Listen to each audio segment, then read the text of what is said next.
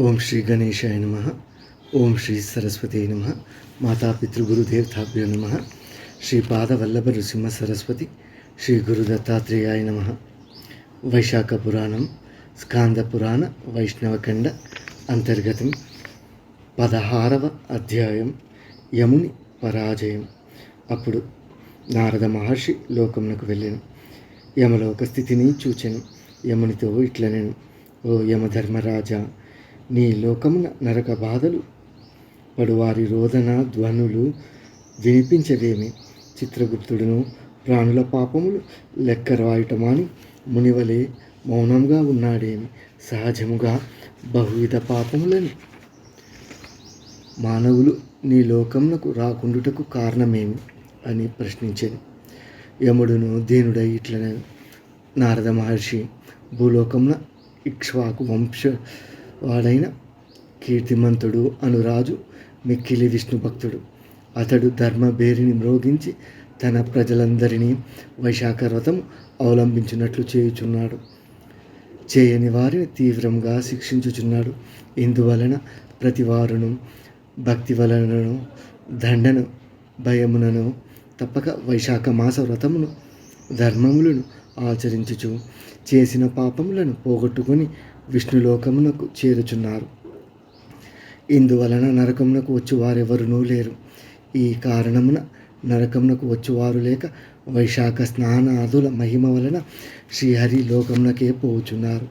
ఇందువలన నేను మ్రోడైన మానవులే ఉంటిని. నాకు ఇట్టి స్థితి పోయి పూర్వపు స్థితి రావలేను. అందులకై ఆ రాజుపై దండెత్తి వానిని చంపదలిచితిని. యజమాని చెప్పిన పనిని చేయక అతడిచ్చు ద్రవ్యమును తీసుకొని ఊరక నుండువాడు తప్పక నరకమునందును నేనును బ్రహ్మచే యమలోకమున పాపులను విచారించి శిక్షించుటకై నియమింపబడి ఇట్లు ఊరకుండుటకు నాకు పాపం కలిగించును. ఆ రాజును నేను చంపలేకపోయినచో బ్రహ్మ వద్దకు పోయి నేను చేయవలసిన పని ఏమి అని అడుగుదును అని యమధర్మరాజు నారదునికి చెప్పాను.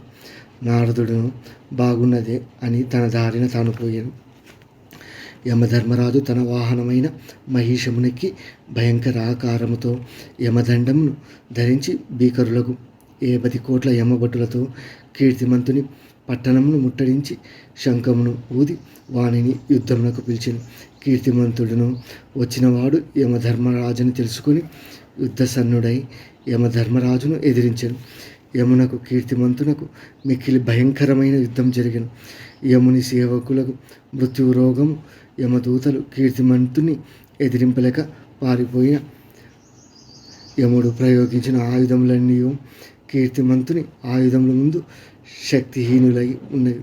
తుదకు యముడు బ్రహ్మాస్త్రంతో అభిమంత్రించి దండమును కీర్తిమంతునిపై ప్రయోగించను. మిక్కిలి భయంకరమైన ఆ యమదండమును చూచి అందరూ బెదరి హాహాకారములు చేసిరి. అప్పుడు శ్రీహరి తన భక్తుడకు కీర్తిమంతుని రక్షణకై తన సుదర్శన చక్రమును పంపెను. భయంకరమగు సుదర్శన చక్రం యమదండమును దానిలోని బ్రహ్మాస్త్రమును శక్తిహీనములు గావించి మరలించి యమునిపై మరలేను. విష్ణు భక్తుడకు కీర్తిమంతుడును శ్రీహరికి నమస్కరించి ఆ చక్రమును స్తుతించాను.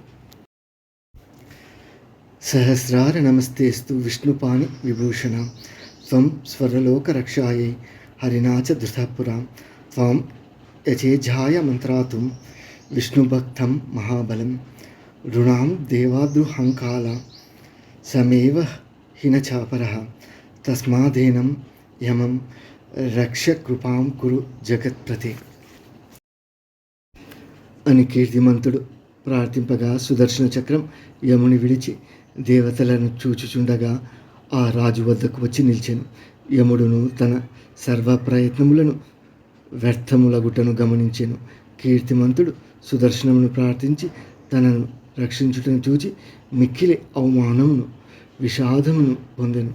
అతడు తల వంచుకొని సవిచారముగా బ్రహ్మదేవుని వద్దకు పోయాను. ఆ సమయమున బ్రహ్మ సభ తీర్చి ఉండెను. మూర్తములు అమూర్తములునగు అనగా రూపాది సహితములు రూపరహితములు వారిచే బ్రహ్మ సేవితుడై ఉండెను.